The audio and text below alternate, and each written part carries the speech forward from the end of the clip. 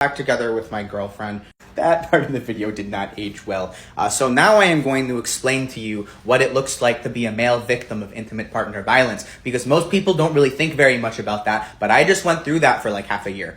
I really did not think that 2023 could get any worse for me based off of the previous video. I kind of explained that, but no, it found a way. So for all of the people who might fall into the same traps I did, even when I knew about the traps, okay? I had an autistic special interest in intimate partner violence for like 3 years because feminists in high school pissed me off. So as somebody who's both done the research and also has just lived through the research, because my lived experience has pretty closely mirrored academic studies on the topic that I was reading when I was late in high school, early into college, I'm going to tell you what being a male victim of intimate partner violence looks like, because this is a really underrepresented issue overall. So first thing we need to get out of the way, in most societies around the world, women basically have a free pass to hit men whenever they want. It happens all of the time in public and nobody really bats an eye. I just went through a lot of firsthand experience with this. And the people who do not bat an eye include the people being abused, because men are really good at repressing their feelings and they don't want to feel emasculated publicly, so they don't talk about this shit. Now, when I say repression, I do not mean actively ignoring your feelings. That is suppression. That is a different psychological defense mechanism.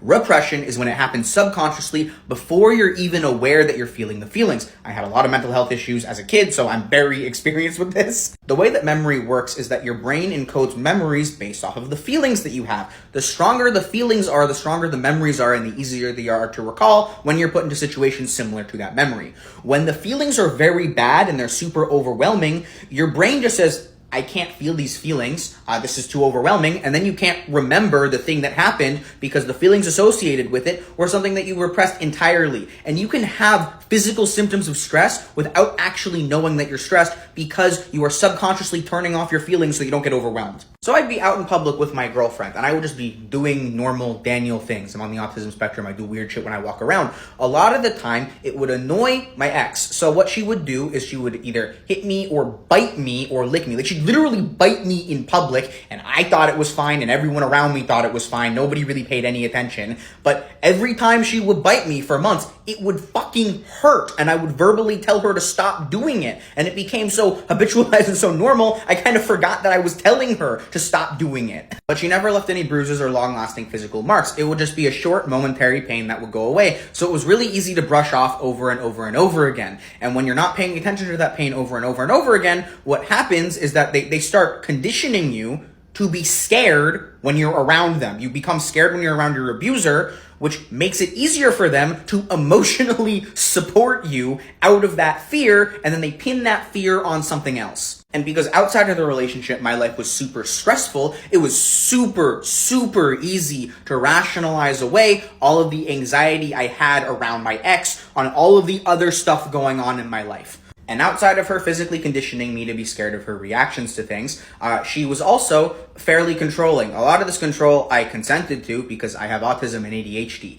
I have trouble with executive functioning, I have trouble with long-term planning, and I do need support in that area. So she would help me with things like my calendar and planning our schedule together, which meant that it was really easy for her to take up a disproportionate amount of my time for how much I actually liked her. And because she was conditioning me to be scared of her responses, and she was helping me with things that, I have disabilities with, okay? It made it super easy for her to position herself as an authority figure in my life, where I was constantly seeking her approval, and even in times where I was extremely disappointed by what she was doing, or I was having a conversation where I was expressing how displeased I was with something she was doing, like biting me in public without my consent over and over and over again. Any time that she started to look like she was sad or emotional, okay, she'd start getting super physically clingy, which is a manipulation tactic. Touch releases oxytocin, which is the cuddly chemical, but it's also the same chemical that leads to in-group bias and rose-colored glasses, making it really easy to gloss over people's flaws. And she'd start basically getting really sad, and it looked like she was about to cry, and I was already super scared of her responses because it meant that she would hit me a lot of the time. So suddenly I had to do a complete emotional 180 and start being the emotionally supportive boyfriend when I was mad at her for something else 2 seconds ago. And I don't even get to be mad at her directly, because one of the reasons that it was subtle is because she wasn't intentionally being an abuser. She was just immature and completely unaware of how her actions were affecting me because she was not paying attention to any of the verbal signals I was putting out.